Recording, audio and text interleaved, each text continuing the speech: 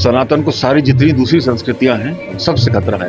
मोदी जी और योगी जी के बदौलत हो गया कि इतनी जागृति आई, वरना तो सोया पड़ा मरा पड़ा हुआ था हिंदू यहाँ का। जिहादी जितने आए उनको मारा है अपनी संस्कृति बचाने के लिए, अपनी संस्कृति रक्षा करने के लिए। तो ऐसा ही जोश, ऐसा ही उमंग, ऐसा उत्साह, ऐसा उमंग, ऐसी उल्लास बना के रखना है हिंदुओं को, और यही समय है, ये स्वर्ण युग है।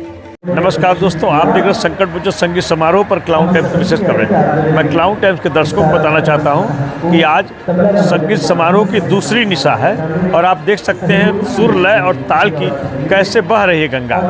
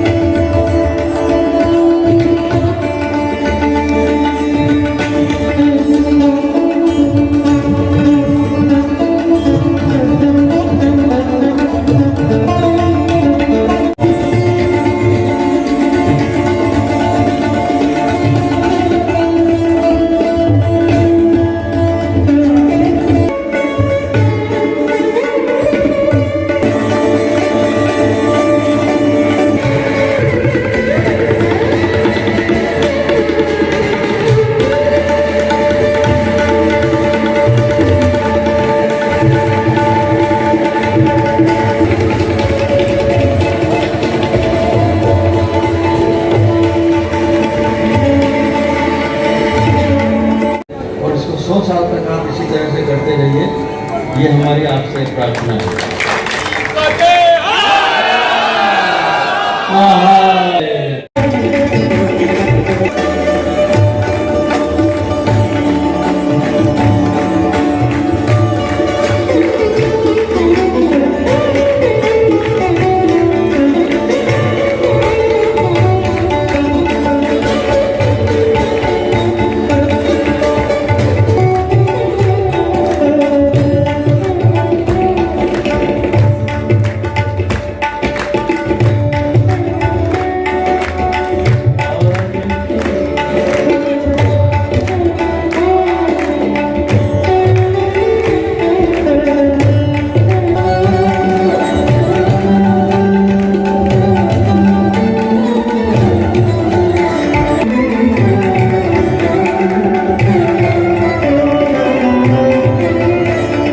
हर साल सुने, उनको सुनने का मतलब हमें संगीत संजीवनी लेना है। इस वक्त हमारे साथ है ग्रैमी अवार्ड विजेता विश्व मोहन भट्ट, जिन्होंने अभी मोहन बीड़ा का वादन किया संकट मोचन संगीत समारोह में। आइए जानते हैं कि आज की प्रस्तुति के बारे में क्या कहना चाहेंगे, जितना जबरदस्त आपने प्रस्तुति दी है। जी, यहाँ पे संकट मोचन मंदिर वाराणसी में अपना कार्यक्रम प्रस्तुत करना हर साल हम उसका इंतजार करते हैं, और बड़े यहाँ के श्रोता बड़े रसक के श्रोता हैं, सुरताल की बड़ी समझ है, और सबसे बड़ी बात कि यहाँ का वातावरण जितना सात्विक हो सकता है उससे ज़्यादा और क्या होगा कि हम मंदिर के प्रांगण में मंदिर के प्रांगण में गाना बजाना हो रहा है तो प्रभु का आशीर्वाद तो यहाँ ऑटोमेटिकली मिल जाता है। उसी का वरद हस्त रहता है।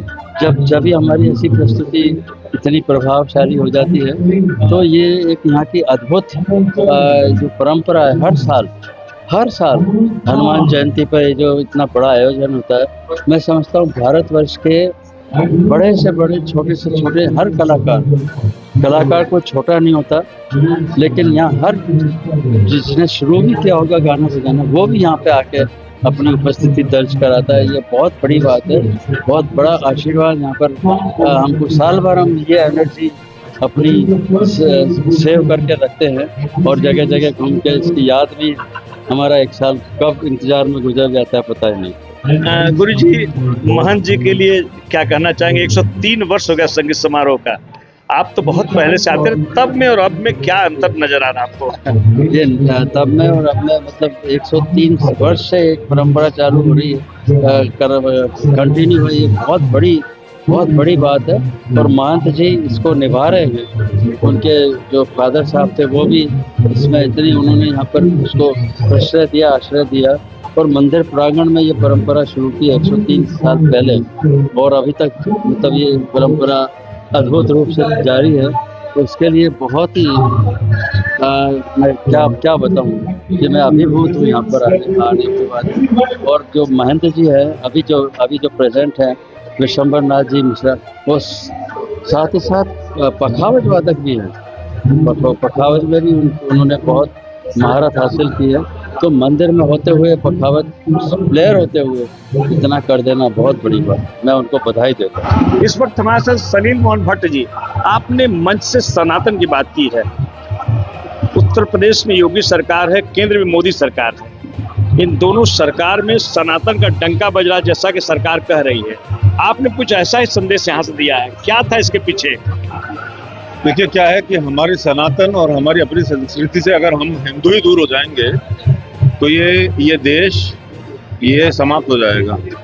अगर हिंदू इतने हजार वर्षों के बाद भी नहीं जागा तो फिर कैसे और क्या होगा? तो ये हमारे सनातनियों को जगाने के लिए हर कार्यक्रम के आगे पीछे मैं इस तरह का उनको जोश, उत्साह, उमंग भरता हूँ उनके अंदर। और हमारे सनातन से जुड़ी हुई सारी जानकारियाँ उनके पास होनी चाहिए, है ना। हनुमान के 5 भाई और हैं, कुल 6 भाई हैं। कोई जानता ही नहीं। आज के किसी बच्चे से आप पूछिए तो वो आसमान में ताकने लग जाएगा। भगवान श्री राम के पुत्रों का नाम तो पता है, लव कुश के। अगर मैं लक्ष्मण के पुत्रों का नाम पूछ लूं, भरत के पुत्रों का नाम पूछ लूं, और अगर मैं शत्रुघ्न के पुत्रों का नाम पूछ लिया तो फिर, और शत्रुघ्न का कितना बड़ा किरदार है रामायण में, ये कोई जानता ही नहीं है। क्या उन्होंने क्या स्थापित किया है तारतम्य त्रेता से द्वापर तक का, ये कौन जानेगा? ये कौन जानेगा? ये कौन बताएगा? तो ये मैं इस तरह की बातें करता हूँ। श्री राम संवाद है मेरा, और इसका पूरा नाम है सनातन सात्विक स्वर संवाद, जो मेरे गुरुजी ने आशीर्वाद दिया है, मुझे आदेश दिया है कि संगीत, संस्कृति और सभ्यता के साथ अपनी संस्कृति और अपने सनातन को भी सारे देश में ही नहीं बल्कि सारे जितने विश्व में जितने हमारे हिंदू सनातनी हैं उन तक पहुंचाया जाना बहुत आवश्यक है। यही समय है जगने का, अब नहीं तो कब नहीं, कभी नहीं। सलील जी, सनातन को किससे खतरा है? सनातन को सारी जितनी दूसरी संस्कृतियां हैं सबसे खतरा है। सनातन का सबसे बड़ा खतरा हमारे अंदर ही पनपता है।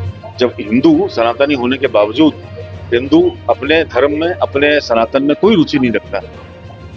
सबसे बड़ा काम हिंदू सनातनियों का ही है कि वो अपने धर्म की शक्ति को कम से कम पहचाने तो सही।